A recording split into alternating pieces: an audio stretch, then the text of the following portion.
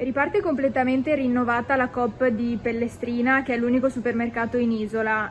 Valerio Stevanato, direttore generale Area Friuli Venezia Giulia e Veneto della cooperativa, che cosa cambierà da oggi? Da oggi cambierà che daremo a tutti i nostri soci, i nostri consumatori, un ambiente sicuramente ampliato e quindi più gradevole, con spazi naturalmente più funzionali anche a un acquisto più selezionato.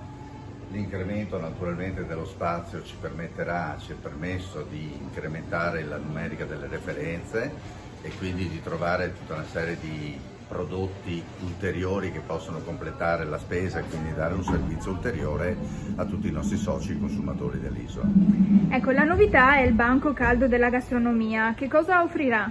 All'interno di questo punto vendita abbiamo la possibilità di produrre polli allo spiedo, costine, patate, cioè quindi tutta una serie di prodotti già pronti per un pasto veloce, per un pranzo veloce, quindi anche pensando non soltanto alla logica del servizio del cittadino, dell'abitante, dell'isolano, ma anche pensando anche al momento turistico che è importante, che è quest'isola. Quindi lo scopo di questo restyling? Lo scopo di questo restyling è appunto provare a dare un negozio più funzionale, con più assortimento, più servizio all'isola, questo è l'obiettivo principale, ma pensando che negli ultimi anni Pellestrina vive di un turismo importantissimo e sempre più numeroso, anche in questo caso naturalmente il nostro assortimento, il nostro livello di servizio è costruito anche per rispondere di questa esigenza. Via.